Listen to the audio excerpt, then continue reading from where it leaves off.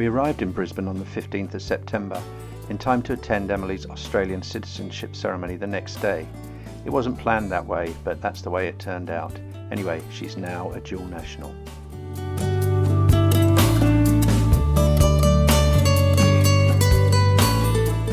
We spent the next few days catching up with friends and family. I walked the dog most days, which exposed me to some of the local wildlife, which included some very large bats, which roosted in trees in the local park.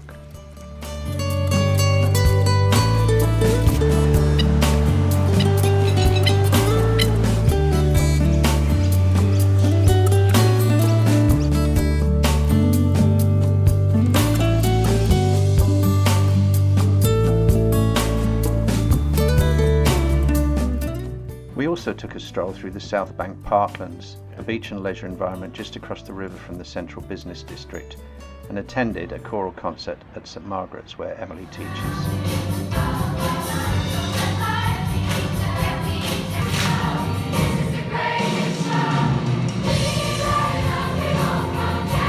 Most importantly though, we helped Tom and Emily find a house which they subsequently purchased and are now living in. It's in a very nice suburb called Kalinga, not far out of the city and very convenient for both of them for work. It's also just a short walk from Eagle Junction Station, which is only 3 stops in from the airport and, conveniently, on most of the suburban rail routes. We also made a visit to the Sunshine Coast with Emily, stopping at Maleny for lunch and Curramundi, where we went for a stroll on the beach.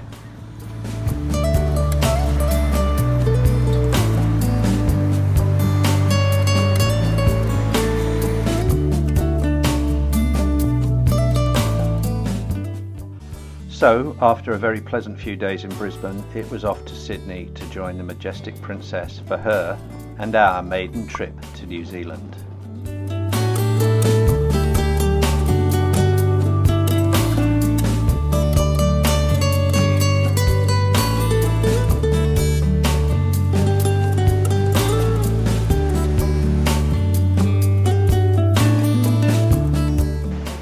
Our first visit was the Fiordlands, on the southwest corner of the South Island. Unfortunately, we didn't do the Milford Sound bit because it was too windy, but we managed to do Thompson and Dusky Sounds without difficulty, although, as you can see, the weather wasn't too great.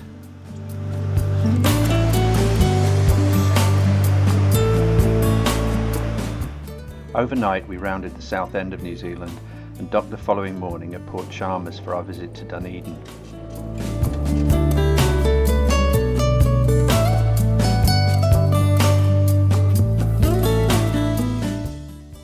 We took an interesting tour of Dunedin, New Zealand's oldest city and principal university town, including the historic Ulverston House and New Zealand's only castle, Larnac. We'll give you a tour after you've had your afternoon tea.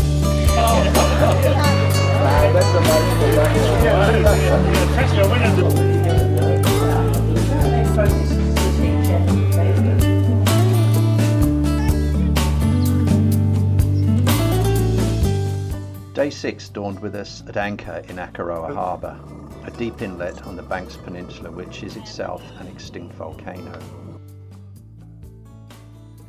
We took a scenic drive to a sheep farm near Little River where we had a sheepdog demonstration, followed by tea and a lamb sausage roll at the farmhouse, and then travelled on to Christchurch.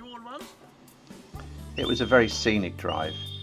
Christchurch itself was in good shape, and only downtown were there still signs of the devastating earthquake that hit the area in 2010. There, some buildings are still awaiting demolition, and they still haven't decided what to do about the cathedral.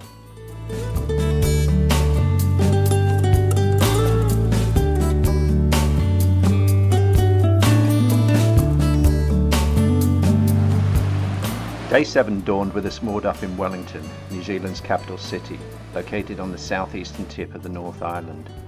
Here we took a city tour, visiting various sites including the Parliament Building and the Mount Victoria Lookout, which gave us great views over the city. We also visited the Museum of New Zealand for a brief tour and something to eat. Our guide for this tour was a Maori, and before he left us he managed a haka, a traditional Maori welcome stroke challenge from the front of the bus.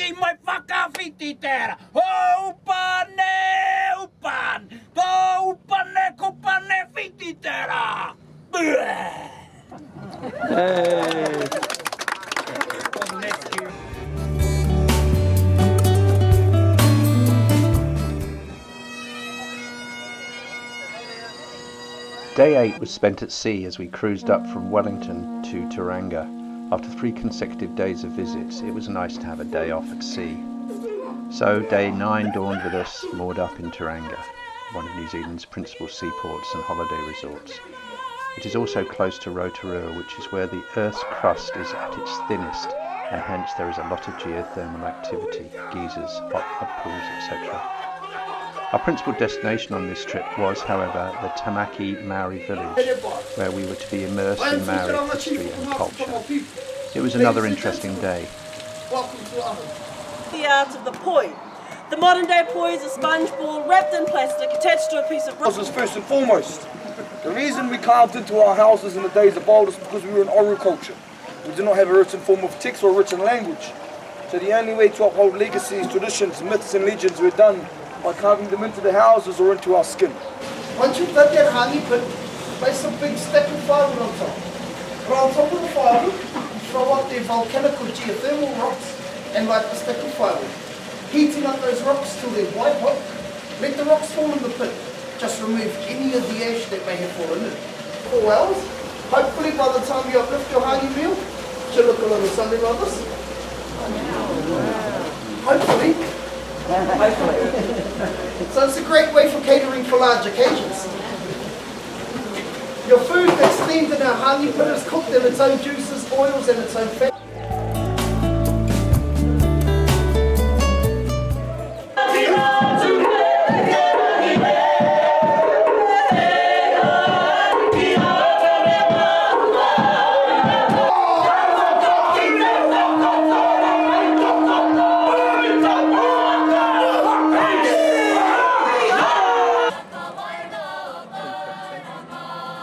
On returning to the ship, we were greeted by some local kids with a display of Maori dancing and singing, and then it was off to Auckland.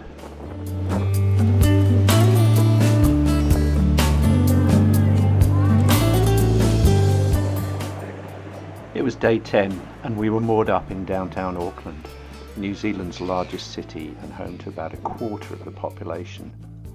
Here we chose to go on the Pia Bush and Beach Eco Tour. New Zealand has completely unique flora and fauna, and this was our chance to get a bit more acquainted with it. Our guide was a Swiss Kiwi who came to New Zealand over 30 years ago and never went back.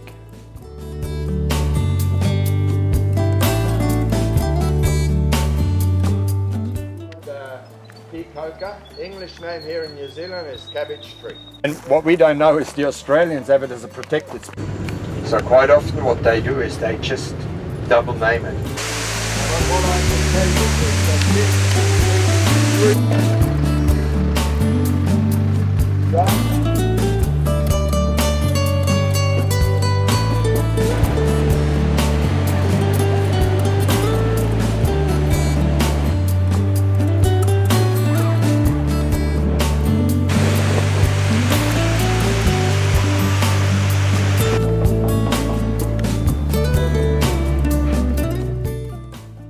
Day 11 saw us anchored up in the Bay of Islands towards the top end of the North Island.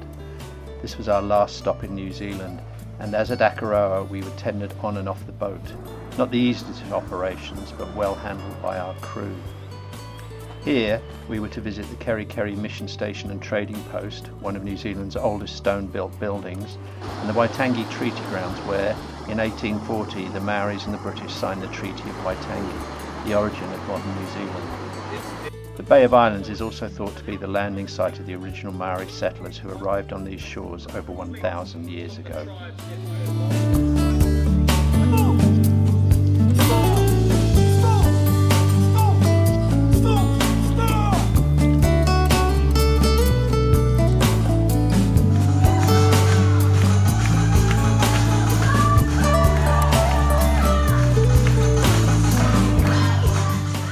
After a really great but relatively fleeting visit, we left the Bay of Islands and New Zealand that evening and had 2 restful days sailing back to Sydney.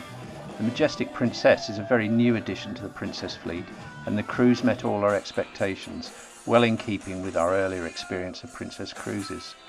The entertainment was particularly good, with the house band doing some excellent work. They were from Manchester, and the visiting entertainers including a Freddie Mercury impressionist and a Beatles tribute band.